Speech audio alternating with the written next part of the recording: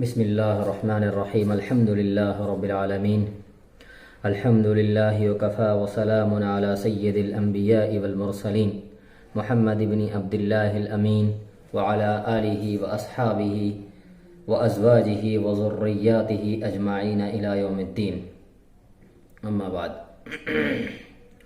اللہم صلی علی سیدنا محمد وعلی آل سیدنا محمد وبارک وسلم اللهم صل على سيدنا محمد وعلى آل سيدنا محمد وبارك وسلم اللهم صل على سيدنا محمد وعلى آل سيدنا محمد وبارك وسلم.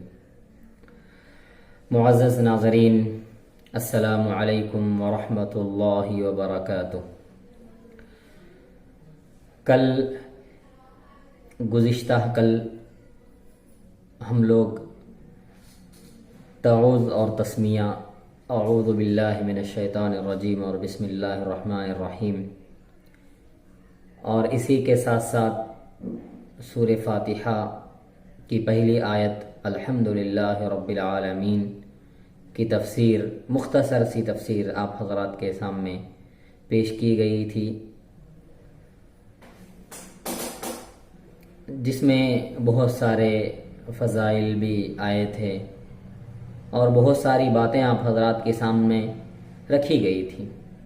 ظاہر ہے کہ مکمل تفسیر تو ان آیتوں کی نہیں آئی ہوگی، اس لیے کہ بہت مشکل ہے. جہاں تک اس عاجز کا علم ہے، جہاں تک ہم نے کوشش کی کہ آپ کے سامنے وہ تفسیر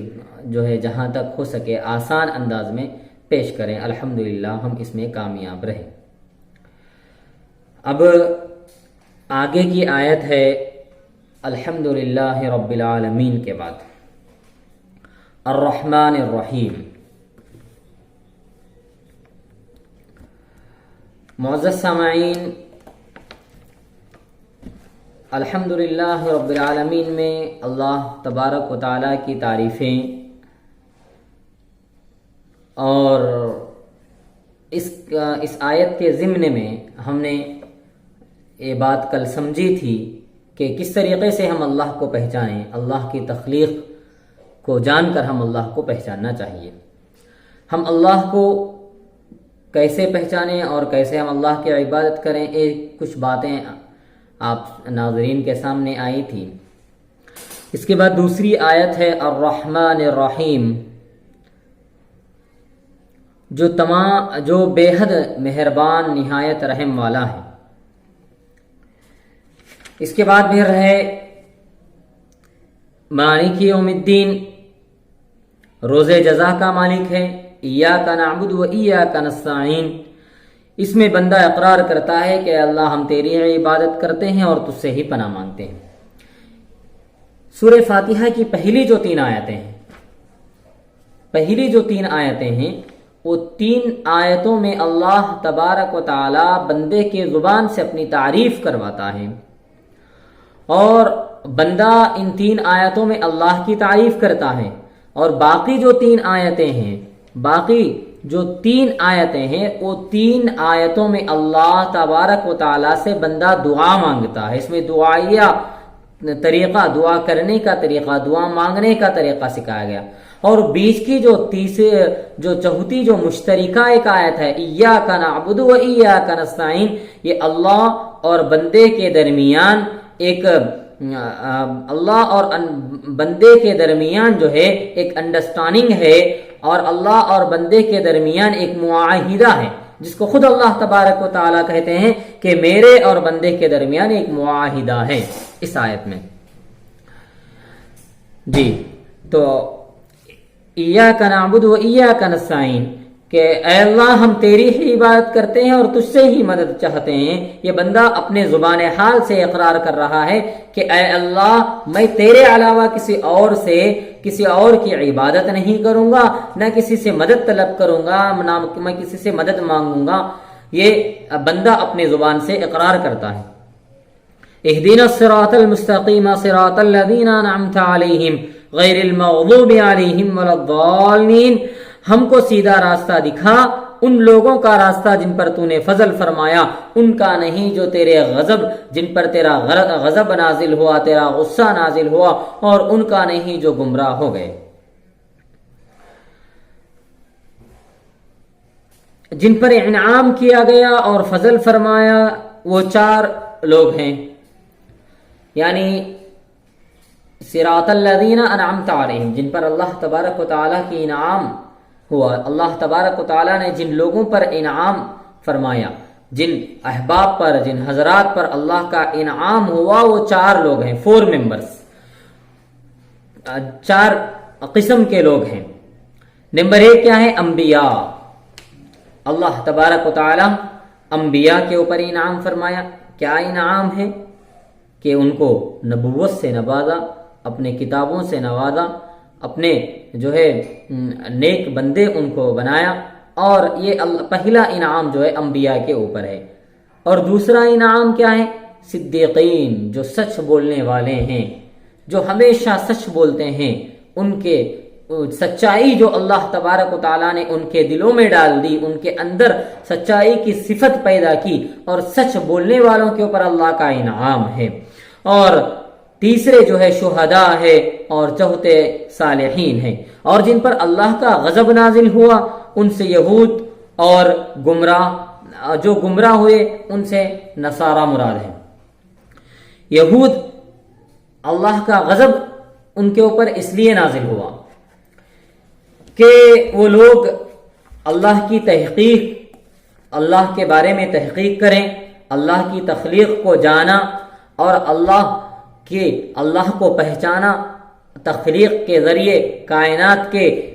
مختلف چیزوں کے مشاہدات کے ذریعے، مختلف چیزوں کو دیکھ کر، مختلف چیزوں کو سمجھ کر، مختلف چیزوں کے بارے میں سن کر، ان کو پڑھ کر اللہ کو جانا اور اللہ کو پہچانا۔ لیکن ایک وقت ایسا آیا کہ پھر وہ لوگ ان ساری باتوں کا انکار کرنے لگے، اللہ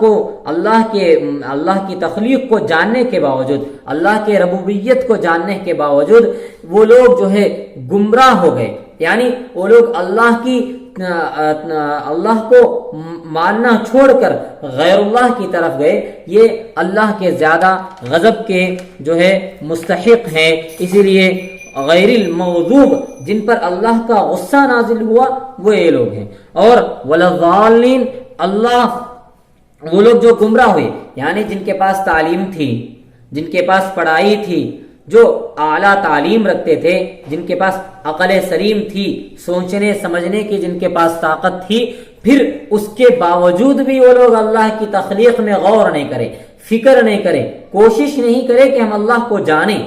یہ کوشش وہ لوگ کبھی نہیں کرے کہ ہم اللہ کی یہ جو تخلیق، یہ جو پہاڑیں دکھ رہے ہیں، یہ جو سمندر چل رہا ہے، یہ جو کائنات کا نظام چل رہا ہے، یہ ساری کی ساری جو چیزیں ہیں، یہ سارے کی ساری چیزوں کو پیدا کرنے والا کون ہے؟ آخر یہ سارے کائنات کے نظام کو ہر دن، ہر وقت، ہر لمحہ برابری کے ساتھ چلانے والا، جس کا نظام نہ بگڑے، نہ کبھی اونچ نیچ نہ ہو، کبھی سورج نکلنے میں کوئی دیری نہیں، کبھی چاند نکلنے میں کوئی دیری نہیں، چاند اپنے وقت پر برابر نکلتا ہے، سورج اپنے وقت پر برابر نکلتا ہے، صبح اپنے وقت پر برابر ہوتی ہے، چاند اپنے وقت پر برابر ہوتی ہے۔ آخر یہ کائنات کا نظام یہ کس طریقے سے چل رہا ہے؟ اس کے پیچھے کون ہے؟ اس کے بیک گراؤنڈ میں کون ہے؟ کون رہ کر یہ ساری چیزوں کو، اس سارے نظام کو چلا رہا ہے؟ حالانکہ ان کے پاس عقل تھی، سمجھنے کی طاقت تھی، سوچنے کی قوت تھی، اس کے باوجود وہ لوگ ان چیزوں میں غور نہیں کرے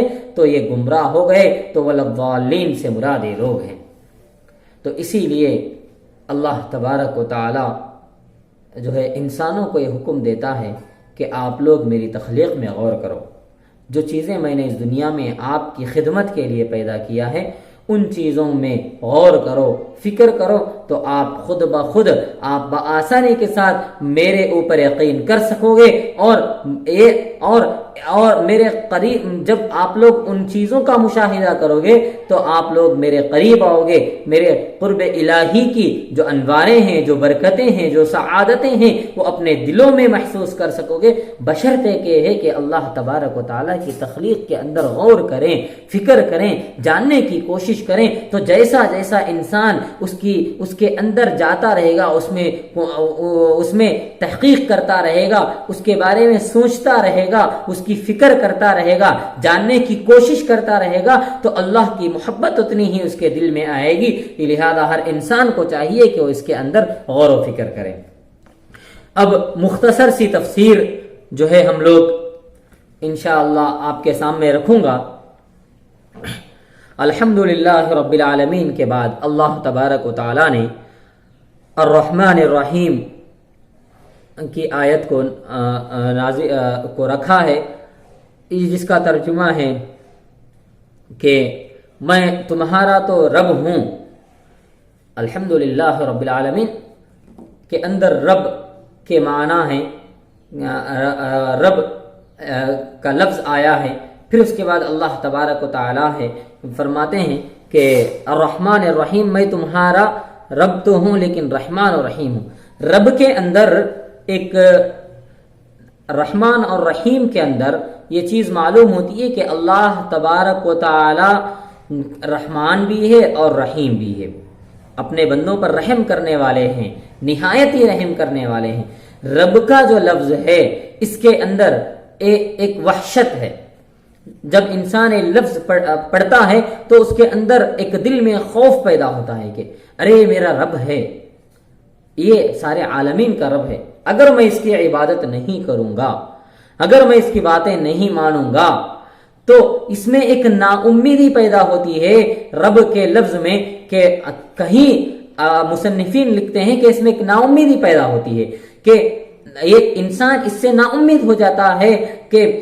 ارے میرا رب ہے، میں اس کی عبادت نہیں کروں گا، اس کی بات نہیں مانوں گا۔ اس میں ایک وحشت کا ایک ڈر ہے، لیکن آگے یہ بتایا کہ میں تمہارا رب تو ہوں، تمہارا پالنے والا تو ہوں، تمہارا پیدا کیا ہوا، تمہارا وجود کا مالک ہوں، تمہارا وجود کا رب ہوں، لیکن میں رحمان بھی ہوں اور رحیم بھی ہوں، میں رحمان بھی ہوں اور رحیم بھی ہوں، نہایت رحم کرنے والا ہوں۔ میری ربوبیت شان رحمت کے ساتھ ہے، میری ربوبیت جو ہے وہ شان رحمت کے ساتھ ہے۔ دیکھو میں تمہیں کتنی رحمت سے پال رہا ہوں۔ ظاہر ہے جب ہم ایک لوہاڑ کو دیکھتے ہیں، ایک تو چاقو بنانے والے کو، قینچی بنانے والے کو جب ہم دیکھتے ہیں تو پہلے اس کو کیا کرتا ہے کہ لوہے کو جلاتا ہے، پھر اس کے بعد اس کے اوپر ہتھوڑے مارتا ہے، پھر اس کو انگاروں میں جلا کر پھر اس کو مشنریز کے ذریعے تیز کرتا ہے۔ لیکن اللہ تبارک و تعالیٰ کہتے ہیں کہ میں تمہیں جب تمہارے ماں کے پیٹ میں جب تم لوگ تھے، میں تمہارے اوپر کتنے ہتھوڑے مارا۔ ایک لوہار جو ہے ایک چاقو بنانے کے لیے جب اس کے اوپر اتنے ہتھوڑے مارتا ہے، اس کو ایک چھوٹی سی چاقو بنانے کے لیے کئی دیر اس کو انگار میں جلاتا ہے، تو اللہ تبارک و تعالیٰ کہتے ہیں کہ جب تم اپنے ماں کے پیٹ میں تھے تو اس وقت میں نے تمہارے اوپر کتنے ہتھوڑے مارے، ایک مار بھی نہیں لگا۔ اور ماں کے پیٹ میں بچہ بڑھ رہا ہے، کبھی آنکھیں لگ رہی ہے، کبھی کانیں لگ رہی ہیں، کبھی ناک فٹ ہو رہی ہے، کبھی زبان بن رہی ہے، کبھی دانتیں جو ہے زبان بن رہی ہے، کبھی ہڈیاں بن رہے ہیں، کبھی جسم کے اندر گوشت بن رہا ہے، لیکن ماں کو احساس نہیں، ماں کو کچھ معلوم ہی نہیں کہ بچہ کب بڑھ رہا ہے، کب اس کے اندر یہ چیزیں فٹ ہو رہی ہے، کب اس کے چہرے پہ آنکھ لگ رہے ہیں، کب ناک لگ رہی ہے، کب کانیں فٹ ہو رہی ہیں، یہ ساری چیزیں اس کے اندر کچھ ماں کو معلوم ہی نہیں، ماں کو ذرہ برابر احساس ہی نہیں ہوتا کہ یہ چیزیں اب فٹ ہو رہی ہے، ماں کو کوئی تکلیف نہیں ہوتی اور بچے کو کوئی تکلیف نہیں ہوتی۔ تو اس طریقے سے اللہ تبارک و تعالیٰ کہتے ہیں کہ یہ رحمان اور رحیم کی صفت ہے کہ میں نے تمہارے ماں کو بھی خبر نہیں ہوتی کہ کب تمہارے کان فٹ ہو رہے ہیں، کبھی آنکھیں فٹ ہو رہی ہیں، کبھی کب تمہارا دل لگ رہا ہے۔ تمہارا میٹیریل تو باپ کا نطف تھا، ماں کا حیض تھا، جس کے اوپر میں آپ تمہارے اعضاء کو تشکیل دیا ہوں۔ تمہارے اعضاء کو بغیر کسی تمہیں تکلیف نہیں ہوئی، بغیر تمہیں کوئی تکلیف نہیں پہنچی کہ نہیں پہنچے بغیر جو ہے میں تم کو یہ چیزیں عطا کیا ہوں، یہ چیزیں فٹ کیا ہوں۔ رب العالمین کے بعد الرحمن الرحیم نازل کر کے بتا دیا کہ میری ہر ادائے ربوبیت میں رحمان شان رحمت شامل ہے۔ ہر ادائے ربوبیت میں شان رحمت جو ہے، ہر ادائے تربیت میں شان رحمانیت اور شان رحیمیت ہوگی۔ رحمان اور رحیم میں کیا فرق ہے؟ رحمان کے معنی ہیں مہربانی کرنے والا، اور رحیم کے معنی ہیں بہت زیادہ مہربانی کرنے والا، بار بار رحمت کرنے والا، بار بار بندوں پر رحمت برسانے والا، رحم کرنے والا، بندوں کے ساتھ رحم کا معاملہ کرنے والا۔ یہ رحمان اور رحیم جو ہے رحیم میں فرق ہے۔ مفسرین نے لکھا ہے کہ رحمان میں جو رحمت ہے وہ مومن اور کافر سب پر عام ہے۔ رحمان کی جو رحمان کے اندر جو رحمت ہے وہ مومن کے اوپر اور کافر کے اوپر سب کے اوپر عام ہے۔ اسی صفت رحمانیت کے صدقے میں دنیا میں کافر بھوکا نہیں مر رہا ہے، دنیا میں کافر کو کھانا مل رہا ہے، دنیا میں مشرک کو کھانا مل رہا ہے، مشرک کو بھی رزق دیا جا رہا ہے، کافر کو بھی رزق دیا جا رہا ہے، اللہ کے ماننے والے مومن کو بھی رزق دیا جا رہا ہے، اللہ کو جھٹلانے والے نان مسلم اور غیر مسلم اور مشرک کو بھی جو ہے اللہ تبارک و تعالی رزق دے رہے ہیں، اسی صفت رحمانیت کے صدقے میں ہیں۔ اگر شان رحمانیت نہ ہوتی تو اللہ تعالی کسی کافر کو روٹی نہ دیتا، کسی کافر کو ایک لقمہ کھانا نہیں دیتا، ایک دانہ کھانے کا نہیں دیتا، نہ ان کے اوپر ہوائیں آتی، نہ ان کے اوپر ان کے فصلوں پر بارشیں ہوتی۔ یہ محض صفت رحمانیت کے صدقے میں ہے۔ اسی طرح شان رحیمیت صرف مومن رحیم کے جو ہے اور رحیم خاص ہے مومن کے لیے، شان رحیمیت صرف مومن کے لیے ہے۔ لہذا جب مومن جنت میں جائیں گے تو یہ رحیم کی جو شان رحیمیت ہے یہ صرف مومن کے لیے، جنہوں نے لا الہ الا اللہ محمد الرسول اللہ کلمہ پڑھ کر سچے دل سے جنہوں نے اللہ کا اقرار کیا، اللہ کے ایک ہونے کا اقرار کیا، اللہ کے نبی آخری نبی جناب محمد الرسول اللہ صلی اللہ علیہ وسلم پر ایمان لایا اور اللہ کے بتائے ہوئے طریقوں پر چلا اور اپنی زندگی کو مرضی الہی کے مطابق کرا، اپنی منمانی زندگی سے پرہیز کر رب چاہی زندگی کو جو بندہ گزارے گا، جب وہ بندہ جنت میں جائے گا تو پھر اس کے ساتھ رحیمیت کا جو ہے شان رحیمیت تو جو ہے اس بندے کے ساتھ خاص ہو جائے گی۔ اسی لیے جب لوگ جب جنت میں جائیں گے، مسلمان ایمان والے جب جنت میں جائیں گے تو اللہ تبارک و تعالی کہیں گے نزلا من غفور الرحیم، یہ مہمانی ہے۔ کس کے طرف سے مہمانی ہے؟ غفور الرحیم کی طرف سے مہمانی ہے۔ جب جنتی کہیں گے الحمدللہ الذی اذھب عنا الحزن، شکر ہے اس اللہ کا جس نے ہم سے غم کو اٹھا لیا کہ آج ہمیشہ کے لیے غم ختم ہو رہا ہے، کبھی غم کا تصور بھی نہیں رہے گا، نہ عبادت کے مشقتیں اٹھانا پڑے گا، نہ کسی قسم کی تکلیف اس کو پیش آئے گی، نہ کسی قسم کا غم، لہذا سارا غم اس سے ہٹا لیا جائے گا، بس اس کو خوشیاں ہی خوشیاں ہوں گی، آرام ہی آرام ہوگا، چین ہی چین ہوگا، سکون ہی سکون ہوگا۔ یہ رحیم کی شان رحیمیت کی رحیم کی جو صفت ہے وہ مؤمنین کے لیے اس طریقے پر ہوگا۔ اس کے بعد بتایا کہ مالک یوم الدین میں بتا دیا کہ قیامت کے دن میں تابع قوانین نہیں ہوں گا۔ ظاہر ہے دنیا کے جو جج ہیں، جو قاضی القضاء ہیں، سپریم کورٹ کے جو جسٹس ہیں، چیف جسٹس ہیں، وہ حکومت کے قوانین کے تابع ہوتے ہیں، یعنی ان کو حکومت کے جانب سے جو قوانین طے کیے گئے ہیں، حکومت کے جانب سے جو قوانین انہیں دیے گئے ہیں، جو بتائے گئے ہیں، ان میں رہ کر وہ لوگ جو ہے فیصلہ کرنا پڑے گا۔ ان قوانین کے تحت، ان قوانین کے دائرے میں رہ کر وہ لوگ فیصلہ دے سکیں گے، وہ لوگ فیصلہ کریں گے۔ لیکن مالک یوم الدین، اس دن یہ اللہ تبارک و تعالیٰ کسی بھی قانون کا جو ہے محتاج نہیں ہوگا، کسی قانون کا تابع نہیں ہوگا، بلکہ اس دن وہ چیف جسٹس نہیں، قاضی القضاء نہیں، بلکہ مالک ہوگا، اور اس کو پورا کا پورا جو ہے یہ فیصلہ کرنے کا اس کو حق ہوگا کہ میں کس کو جنت میں ڈالوں، میں کس کو جہنم میں ڈالوں، میں کس کے گناہوں کو بخش دوں، میں کس کے گناہوں کو پر سزا دوں، میں کس کے گناہوں کو چھوڑوں اور کس کے گناہوں پر پکڑ کروں۔ یہ اللہ تبارک و تعالیٰ کو پورا حق ہوگا، اس لیے کہ وہ یوم جزا کا مالک ہے، مالک یوم الدین، اس دن کا مالک ہے جس دن لوگوں کو جزا دی جائے گی، جس دن لوگوں کو سزا دی جائے گی۔ میں قیامت کے دن کا مالک رہوں گا، جس کو چاہوں گا بخش دوں گا، جس کو چاہوں گا سزا دوں گا۔ میں کسی قانون کا پابند نہیں ہوں، تابع قانون نہیں ہوں، بلکہ مالک ہوں، جس کو چاہوں میں سزا دوں، جس کو چاہوں میں بخشوں۔ بخشش کے لیے ایمان شرط ہے، ایسا نہیں کہ ایمان نہیں لایا اور اس کو یہ امید ہے کہ مجھے اللہ بخش دے گا، یہ نہیں، یہ شرط ہے کہ بخشش اسی کو ہی ملے گی جو ایمان لائے گا اللہ پر، اللہ کے رسول پر، اللہ کی کتابوں پر، اللہ کے بتائے ہوئے طریقوں پر عمل کرے گا، تو اسی کے لیے بخشش ہے۔ اگر قانون کی روح سے کوئی بخشش نہیں پا رہا ہے تو جس کو چاہوں گا اپنے مراحیم خسروانہ اور اپنے شاہ رحم سے بخشش دوں گا۔ ایک انسان کے گناہ بہت زیادہ ہیں، قانون یہ کہتا ہے کہ اس کو پہلے سزا دیں، لیکن اللہ تبارک و تعالی اپنے شان سے، اپنے شان رحیمیت سے اللہ تبارک و تعالیٰ اس کو بخش دیں گے۔ شاہ ولی اللہ محدث دہلوی رحمہ اللہ کے فرزند شاہ عبد القادر صاحب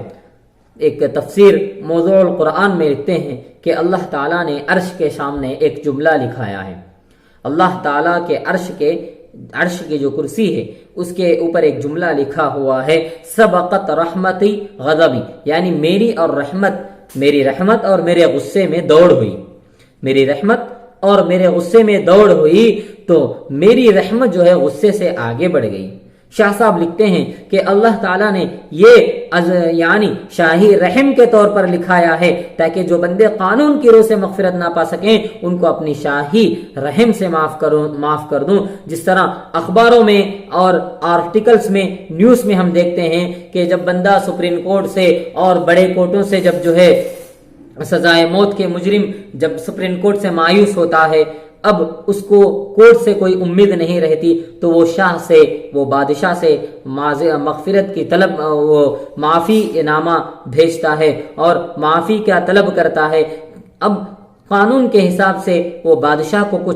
کچھ اختیارات ہوتے ہیں کہ چاہے تو وہ اس بندے کو، اس مجرم کو معاف کر دیں۔ یہ اسی طریقے سے اللہ تبارک و تعالیٰ کے پاس بھی اگر کسی بندے کے گناہ بہت زیادہ ہیں لیکن وہ اس قابل ہی نہیں کہ اس کو سزا کے بغیر جنت میں داخل کیا جائے، لیکن اللہ تبارک و تعالیٰ اپنے رحمت کے ذریعے اس کے گناہوں کو معاف فرما کر جنت میں داخل کرتے ہیں۔ یہ اللہ کے جو ہے رحمان اور رحیم ہونے کے صفات کی تفسیر ہے۔ اور آگے بیان کیا ایاک نعبد و ایاک نستعین، جس کا ترجمہ ہے اے اللہ ہم آپ ہی کی عبادت کرتے ہیں اور صرف آپ ہی سے مدد مانگتے ہیں۔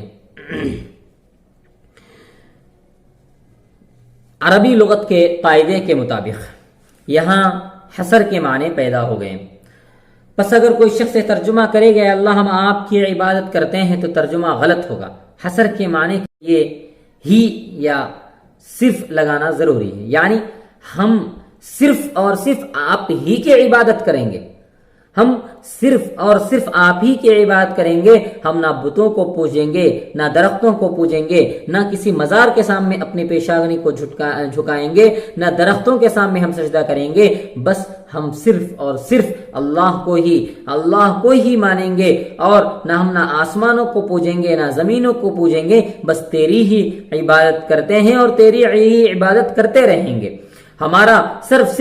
آپ کے لیے خاص ہے، صرف آپ کے آگے جھکے گا، آپ کے در پر جھکے گا، آپ کے سامنے سے اپنا سر جھکے گا، کسی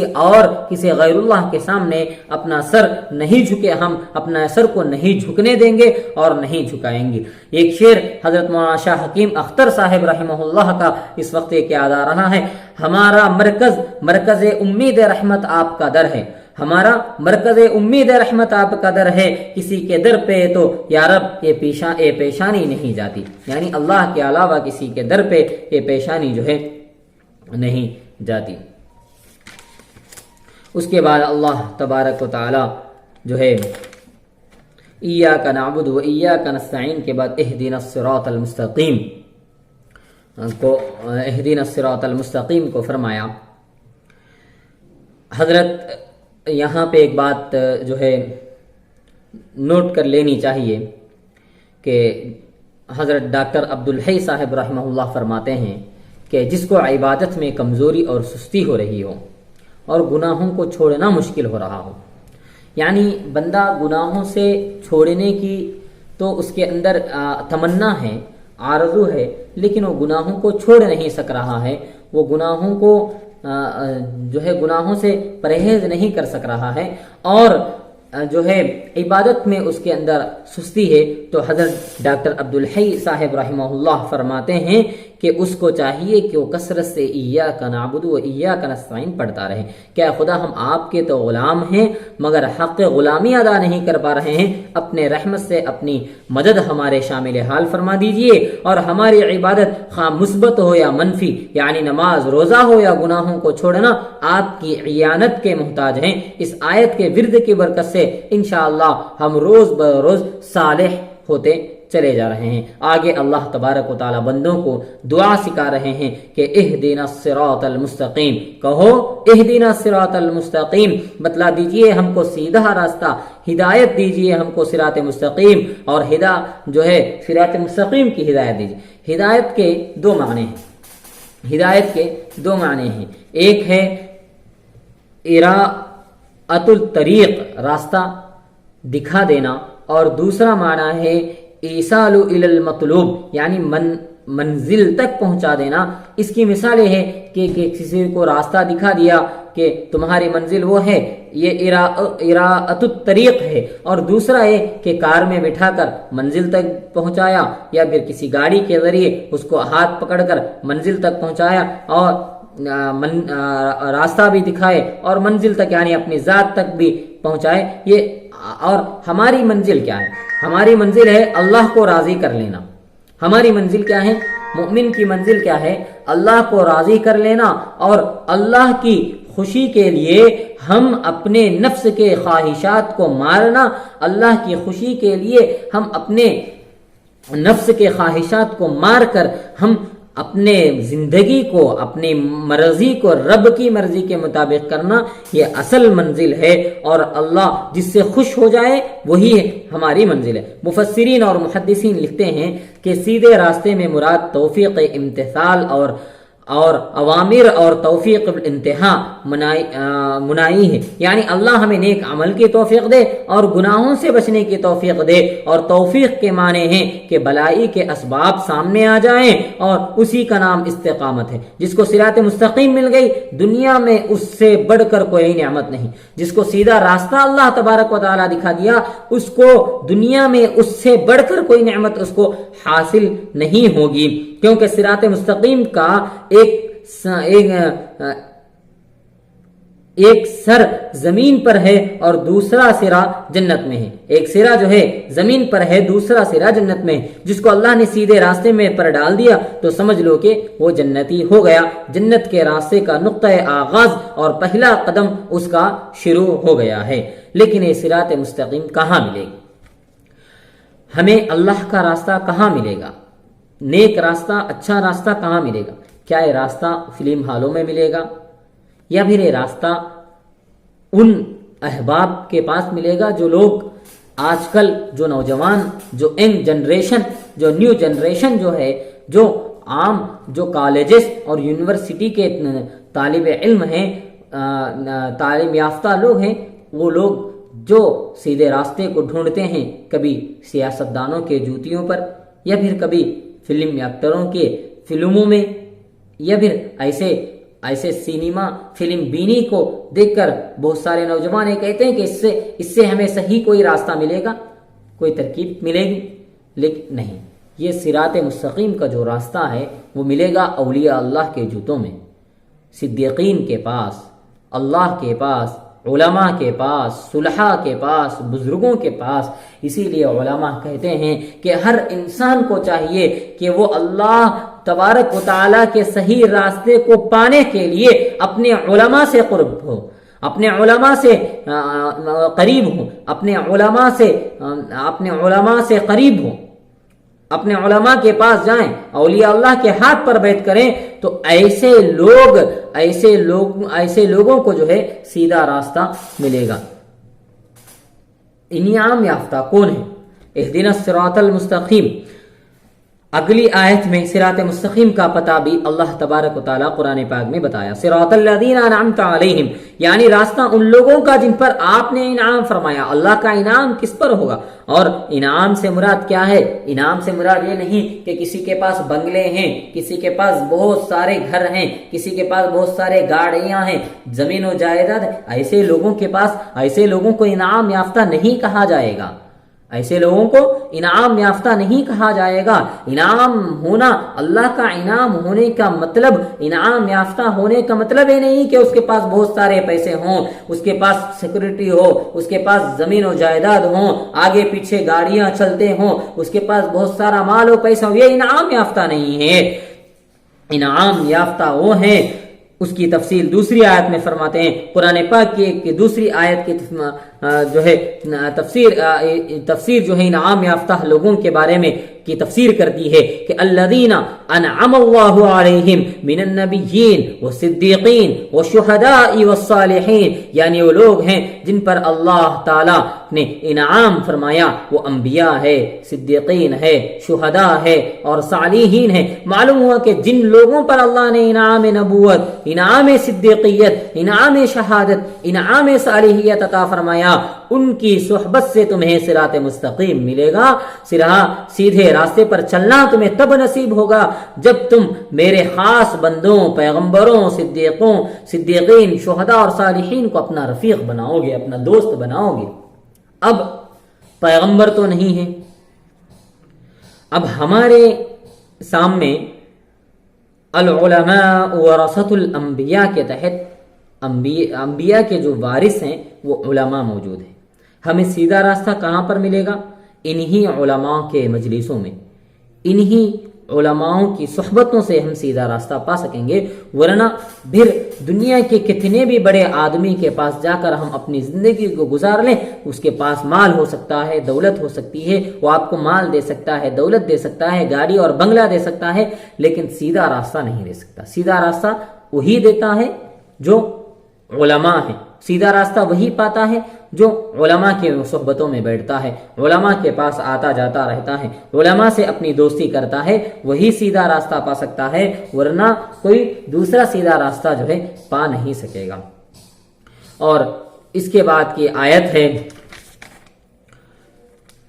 اهدنا الصراط المستقیم صراط الذین انعمت علیہم غیر المغضوب علیہم ولا الضالین، اور ان لوگوں سے اللہ کی پناہ مانگنا ہے